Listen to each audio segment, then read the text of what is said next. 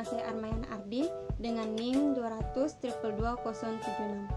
Program Studi Administrasi Publik Reguler 2. Baik, saya akan mempresentasikan tugas PPT ke-6 pada mata kuliah Perencanaan dan Evaluasi Pembangunan. Adapun materinya yaitu mengenai hambatan-hambatan dalam perencanaan pembangunan daerah. Yang pertama, definisi perencanaan pembangunan. Perencanaan pembangunan adalah suatu pengarahan penggunaan sumber-sumber pembangunan yang terbatas adanya untuk mencapai tujuan-tujuan keadaan sosial ekonomi yang lebih baik secara efektif dan efisien. Adapun definisi hambatan dan perencanaan.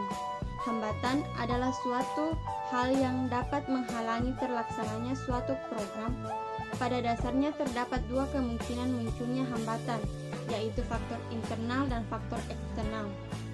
Kemudian perencanaan.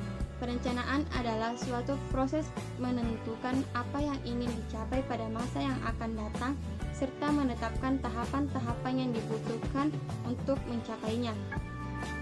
Adapun hambatan-hambatan dalam perencanaan. Yang pertama, kurang pengetahuan tentang organisasi. Kedua, kurang pengetahuan tentang lingkungan. Ketiga, ketidakmampuan melakukan peramalan secara efektif. Dan yang keempat, kesulitan perencanaan operasi-operasi yang tidak berulang. Adapun hambatan dalam perencanaan pembangunan daerah. Yang pertama, belum optimalnya koordinasi dan sinkronisasi proses perencanaan pembangunan daerah.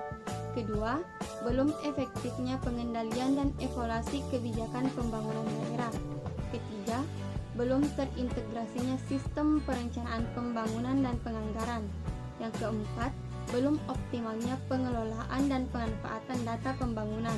Yang kelima, rendahnya kapasitas sumber daya perencanaan pembangunan. Dan yang keenam, rendahnya inovasi daerah. Selanjutnya, hambatan yang dihadapi pemerintah tentang perencanaan pembangunan di wilayah pedesaan.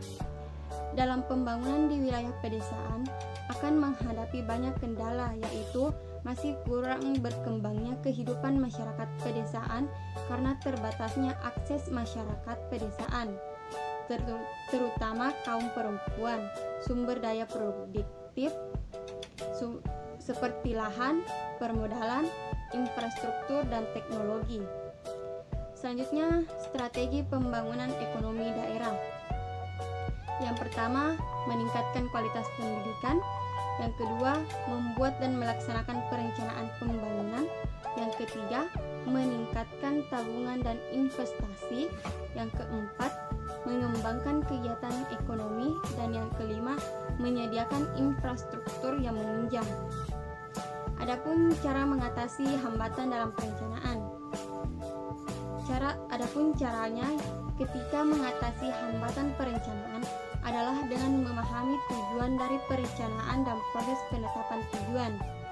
Seharusnya rencana dan tujuan yang dibuat oleh manajemen puncak dikomunikasikan ke bawah dan turut melibatkan manajemen bawah dan proses pengambilan keputusan. Kemudian cara masyarakat mendukung pelaksanaan pembangunan, yaitu memberikan sebuah partisipasi yang dimana aktif dalam melakukan kegiatan pembangunan dan memberikan sebuah bentuk dari rasa untuk bertanggung jawab dari masyarakat terhadap segala macam bentuk dari pembangunan.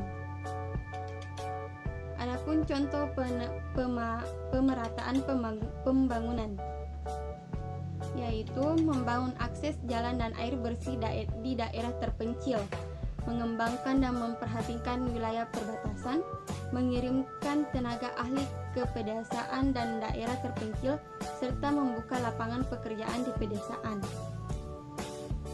Selanjutnya, contoh hambatan kelancaran pembangunan. Yang pertama, terdapat persinggungan pembangunan yang dilaksanakan oleh beberapa unit bertanggung jawab atau pelaksana program atau kegiatan dalam suatu wilayah.